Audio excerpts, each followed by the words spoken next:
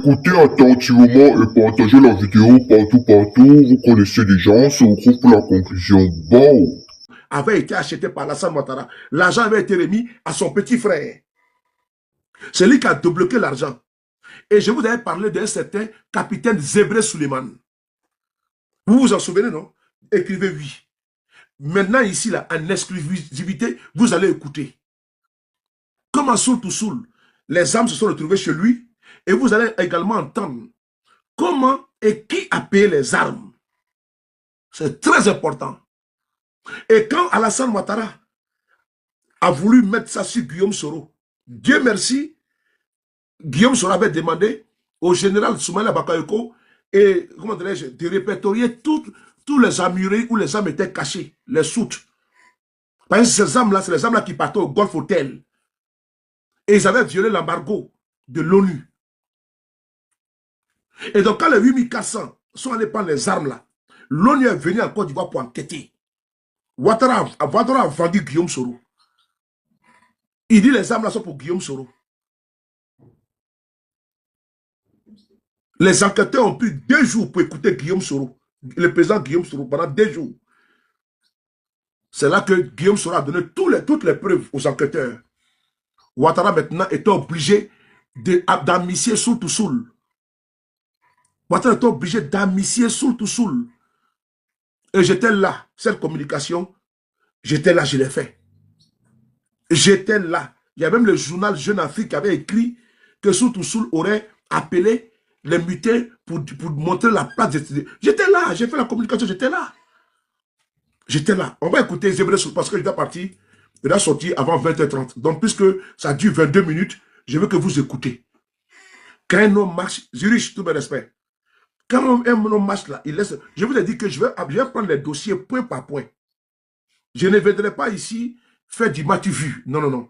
Depuis un moment, je vous ai dit qu'en 2026, là, je vais faire des vidéos où je vais aller en profondeur sur des dossiers. Voilà, sur des dossiers. Si je prends le dossier comme le dossier de la douane, là, la fois dernière, j'ai traité ça propre. J'ai fait ça propre et puis il est déposé. Maintenant, quand je prends un dossier, là, j'ai dit que j'ai fait comme un officier de police judiciaire. Je prends l'enquête et puis je boucle l'enquête. Voilà. Honorable, comment tu vas, Unique? Voilà. Donc, le sujet que je vais aborder avec vous là, je vais maintenant boucler ce dossier-là. Le dossier, parce que moi, je suis ici pour montrer la vérité, sans en rajouter. Je suis ici pour mettre à votre appréciation, pour que vous puissiez dire, ah, mais Souley avait dit, mais il est venu encore avec une preuve. Parce que je suis en train d'émietter, de concasser le narratif du RDR, qui veut faire passer Guillaume Soro pour ce qui n'est pas. Et comme j'ai commencé, voilà pourquoi, et puis je vais vous dire une chose. C'est moi qui ai décidé de faire la communication concernant Ténébrema Ouattara. Et je le dis et j'assume. Les ennemis de Guillaume Soro, là, aujourd'hui, là, ceux qui l'en veulent, ceux qui veulent prendre sa vie, là, ceux qui l'ont raté, là, ceux qui l'ont condamné à 20 ans, perpétuité, là, c'est Alassane Ouattara, numéro 1. Et ça, je l'ai dit, Alassane Ouattara, là, s'il cherche quelqu'un qui doit couper la tête, c'est Guillaume Soro. Ça, là, tout le monde le sait. Voilà pourquoi il a condamné à perpétuité et à 20 ans. Guillaume Soro est la victime d'Alassane Ouattara et de son système. Alassane Ouattara a dit, Madame Fenia Kaloa, je ne fouille avec votre hébergement. Fuck you, man. You church what? I don't like your co-hébergement video. You understand me? Go to church your boyfriend. Fuck you, man. Je vais vous dire une chose. Mais c'est Guillaume Soro est la victime d'Alassane Ouattara. On ne peut pas transformer la victime en bourreau. Non, non, non, non, non. Guillaume Soro, là, il est la victime de Draman. Alassane ne peut pas devenir, comment dirais-je, ah, l'anglophone. Alassane ne peut pas devenir tout à coup, soudain, brusquement, la victime. Et Guillaume Soro devient le bourreau. Mais c'est l'inversion des valeurs. Ah, Guillaume Soro est devenu le bourreau. Comme on veut nous le faire croire. Il a voulu faire coup d'État. Ah oui, ah oui. Non, non, non, non, non. L'histoire a donné raison au président Guillaume Soro. Et je remercie Dieu parce que l'histoire est en train de lui donner raison.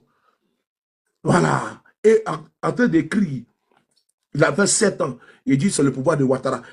Alassane a dit ici que Gbagbo n'a pas été élu.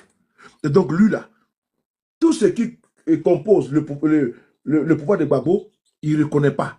Guillaume Soro est dans cette constance. Guillaume Soro n'a pas la tête à demander pardon. Parce que c'est un homme avec grand H. En politique, là, il y a des épreuves, mais il faut seulement les surmonter, les encaisser. C'est ça la politique. Même Alassane lui-même, là, ils ont créé le RDA en 1994. Ils ont pris le pouvoir en 2011 dans des conditions difficiles, accouchement difficile. Quand vous calculez, vous allez voir que de 1994 à 2011, c'est pratiquement 17 ans. Guillaume Soro, ça fait 9 ans, pardon, 7 ans. Quand vous regardez les FPI de 80 dans la clandestinité jusqu'en 2000, ils ont fait 20 ans. Mais maintenant, là, les gens ne veulent pas supporter la pesanteur, la lourdeur de l'opposition. Parce que les gens, les partisans du monde est fort. Il y en a qui veulent seulement aller souper au restaurant. Parce qu'ils ne veulent pas. J'ai entendu un dire qu'il ne veut pas rester dans l'opposition pendant 70 ans. Lui qui a quitté le PDCI, là, met les 6 là, pour rejoindre le RADP. Il dit non, lui, il ne veut pas rester dans l'opposition jusqu'à 70 ans.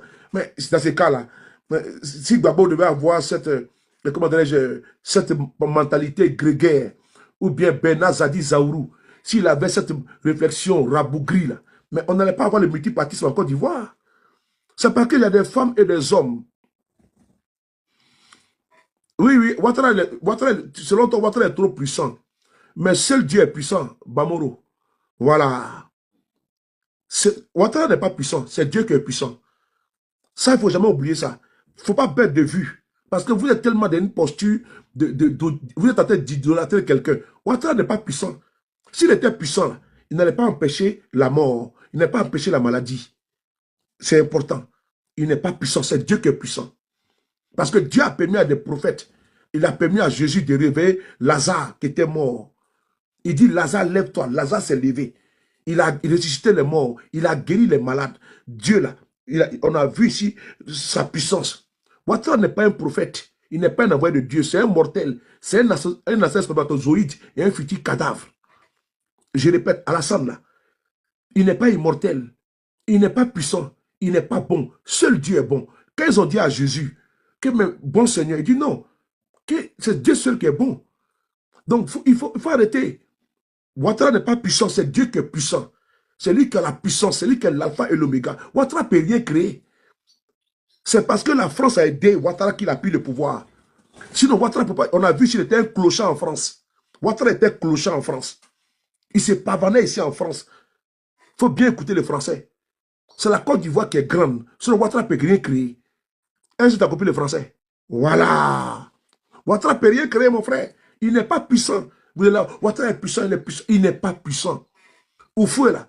Si Oufoué était puissant, là, Oufoué allait payer la mort. Donc, ce langage, pompeusement, vous jetez partout. Ouattara est puissant. Il n'est pas puissant. C'est un être humain comme toi. Il a une bouche, 2 yeux, 2 oreilles, un nez, avec 2 trous. Il a 2 bras. Il n'est pas puissant, il n'est rien. Voilà. C'est vous qui l'avez pris, vous l'avez mis en l'air. Moi, là, c'est mon Dieu que j'ai mis en l'air. Ouattara, il est égal à moi. Dieu nous a créé de la même manière. Donc, il n'est pas puissant, il n'est rien. C'est vous qui l'idolâtrez. On le respecte, mais il ne peut rien créer. Il faut bien écouter ça. Parce que vous êtes tellement des tonneaux vides que quand vous partez, donc, Ouattara est puissant. Il n'est pas puissant. C'est mon Dieu seul, notre Dieu créateur du ciel et de la terre. C'est lui qui est puissant. C'est lui, même demain matin, même ce soir, il peut dire Kun Fayakun. Ouattara tombe et puis il tombe. Vous asseyez qu'il est puissant. Vous n'avez rien compris. Bande de bourricots là. Que Ouattara est puissant. On continue.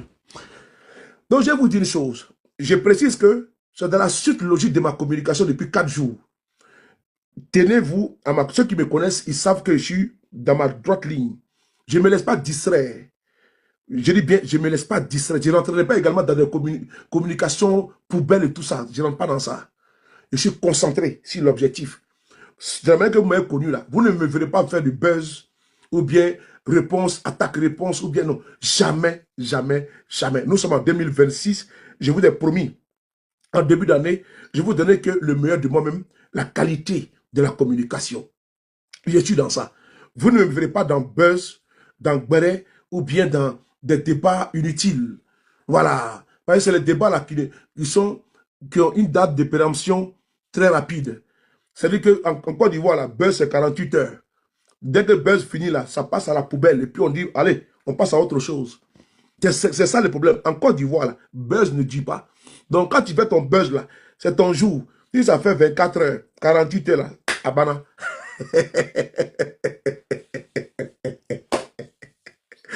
Donc, nous là, on ne veut pas faire buzz. Moi, je vais faire la politique et je vais qu'on soit dans les éléments.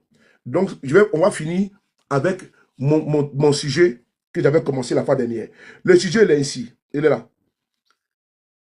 Le dossier concernant l'arrestation de Soul to Soul. L'arrestation de Soul to Soul. Maintenant, le capitaine Zébré Suleiman, lui qui a acheté les armes, et en 2010, il va nous donner qui, comme je l'avais dit, en 2010, comment les armes ont été achetées. Il est vivant. J'ai son numéro de téléphone, il est là. Je peux l'appeler aussi. Mais je préfère vous dire, donner les preuves depuis longtemps. Attendez. C'est mon homonyme, voilà. Il est là. Il est là. Le capitaine Zébré Suleiman. Vous allez voir ici. Capitaine Zébré Suleiman. Il est dans mon WhatsApp ici. Il est là. Voilà. Voilà. Il est là, dans mon WhatsApp ici. Vous voyez? Il est là. Voilà. C'est le capitaine Zébré Suleiman. Je peux l'appeler pour qu'il vienne témoigner ici. Mais je ne le ferai pas, puisque je vous avais dit qu'il avait fait un témoignage. Il avait donné une interview au professeur Franklin Nyamsi au Cameroun. Souvenez-vous, je vous avais dit ça. Donc, je suis allé chercher l'interview, puisque je savais où elle était. Cette interview-là, j'ai pris. On va écouter ensemble. C'est parti. Merci. Tapotez et partagez. Vous êtes à combien de partages là? Partagez les gars, tapotez. Voilà. On écoute. Je passe à la question suivante. Écoutez-le. Alors, votre nom est cité comme propriétaire des véhicules Écoutez, hein. Voilà. qui auraient servi à transporter les armes du coup d'État attribué au leader Guillaume Soro. Pourquoi vous? Écoutez. Qu'avez-vous à voir avec ces véhicules supposés? Est-ce que vous avez été responsable de quelques véhicules devant servir à transporter des armes pour un coup d'État au profit de Guillaume Soro? Parlez-nous de ces véhicules. Alors, je dirais oui et non que certains véhicules portent mon nom. Mais si je vais parler de ces véhicules aujourd'hui, nous sommes obligés de remonter à la crise post-électorale de 2010. Voilà. Donc ces véhicules, en fait, c'est des véhicules qui datent de la crise post-électorale 2010. Les véhicules que le procureur Adou est en train d'évoquer dans ses dernières communications, c'est des véhicules qui datent de la crise post-électorale de 2010. Est-ce bien cela? Bien sûr. Alors, mais dans ce cas-là, qui a acquis ces véhicules en 2010? Voilà. Comment ces véhicules ont-ils été acquis en 2010? Merci. Alors, en 2010, lors de la crise post-électorale, Delphine. Divine. J'ai été l'un des acteurs principaux. Oui. De la crise post-électorale en 2010. Oui. Alors, expliquez-nous un peu plus. Nous, on veut savoir, à propos de ces véhicules-là. Donc, comme vous dites qu'ils datent de la période de 2010, c'est-à-dire qu'ils ont été achetés à ce moment-là, lors ou avant la crise post-électorale, c'est ça? Non, c'est pendant la crise post-électorale. Pendant même la crise post-électorale. Ok. Oui. Et donc, vous avez connaissance de ces véhicules depuis cette date, c'est ça? C'est ça. Alors, mais expliquez-nous, ces véhicules, ils ont été achetés où? Alors, ce véhicule a été acheté par moi. Une partie au Niger et à Lomé. Lomé, ça c'est le Togo. Aussi, oui, Lomé, ça c'est le Togo. Et au Niger et au Mali. Ouais. Donc il y a une partie des véhicules a été achetée au Niger, une autre au Togo, une autre au Mali. C'est les 3 pays là. C'est dans ces 3 pays que vous êtes allé acheter ces véhicules. Et c'est des véhicules qui devaient servir à quoi, mon capitaine? En effet, en 2010, j'ai participé à l'acquisition de plus de 80 engins roulants de tout type de véhicules, de matériel et de matériel militaire. Ces engins ont été achetés par moi-même. Oui. À Bamako, et comme je l'ai cité tout à l'heure, et au Niger. Ok. Et faire venir dans la zone. D'accord. Allez-y. Alors, vous dites, vous les avez fait venir dans la zone. Dans quel but? À quoi servaient ces véhicules? En 2010, quand vous les avez fait venir, c'était dans quel but? Pour quelle opération? C'est pour mener les opérations militaires avec des groupements, avec des GP, contre les forces de M. Laurent Gbagbo contre les forces de M. Laurent Gbagbo. D'accord. Alors, expliquez-nous, c'est quoi les GP? Alors, donc contre les forces de M. Laurent Gbagbo, donc vous conviendrez avec moi que si moi j'ai envoyé ce véhicule-là, évidemment, ça va porter mon nom. D'accord. Donc, en fait, vous avez été chargé d'aller acheter ces véhicules dans les 3 pays que vous avez cités, le Togo,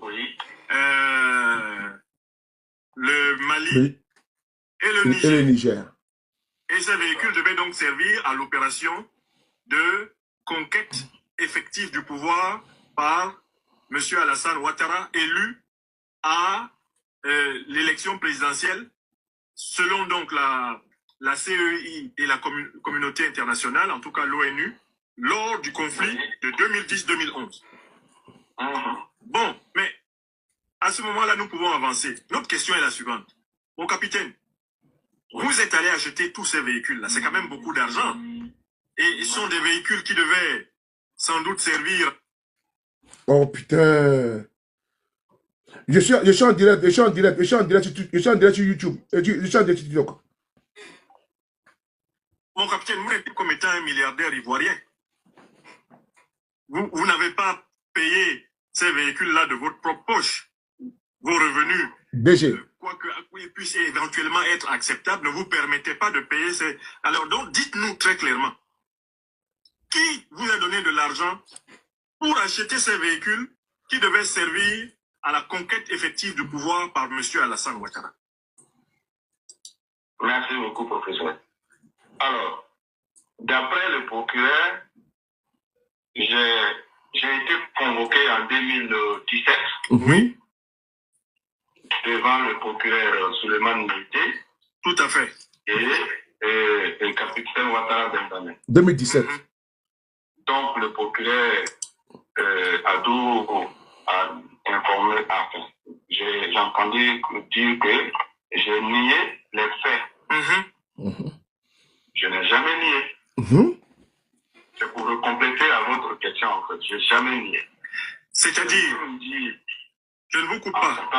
Je ne vous coupe pas, mon capitaine. Vous voulez dire, vous n'avez jamais nié que c'est vous qui êtes allé acheter les véhicules pour amener les véhicules justement en Côte d'Ivoire pour l'opération. Ça, vous n'avez jamais nié. Or, le procureur Adou donne l'impression que vous avez nié ça, alors que lors de votre déposition auprès du procureur Meïté Souleymane, vous n'avez pas nié.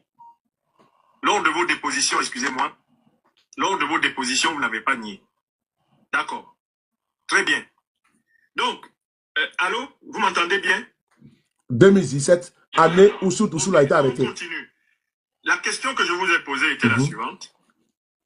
Qui a financé les véhicules en question? Qui a financé l'opération dont vous parlez? Écoutez. Qui vous a donné les moyens pour acheter? Bon, effectivement, vous devez d'abord nous dire qu'est-ce qui vous autorise à parler aujourd'hui, peut-être. D'accord. Alors, en 2010, lors de mon audition, en 2017, lors de mon audition, j'ai bien indiqué que il fallait poser la question à 3 personnes. Ok. Qui m'autorise À parler. de questions militaires.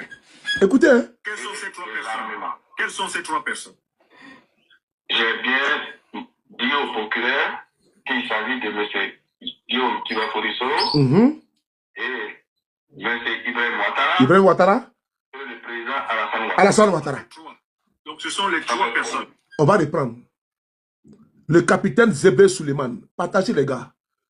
Il est vivant. Un capitaine de l'armée ivoirienne qui est en exil. Je tiens déjà à vous le rappeler que dans cette église médiatique, peu importe le temps que ça m'écran, nous essayons de toujours prôner l'information authentique, la vraie information. Alors nous sommes là pour toujours vous tenir au courant de tout ce qui se passe du côté de l'AES, parce que vous savez, l'AES est en pleine, comprenez ce que je veux dire. Et à l'heure où je vous parle, il y a des dossiers, il y a des investigations qui se font.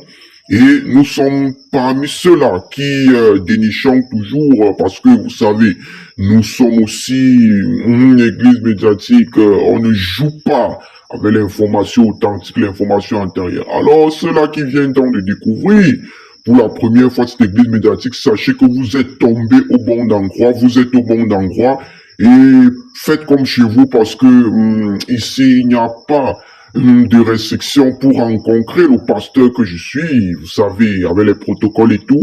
La seule chose que vous devez faire, c'est de liker et de partager pour prouver votre engagement dans cette église médiatique qui ne pourra jamais tomber. Alors, en Afrique de l'Ouest et dans l'AES, nous essayons d'implémenter, de diffuser l'information, la vraie. Partout, on se dit à la prochaine, à la vista. Bisous, le bon.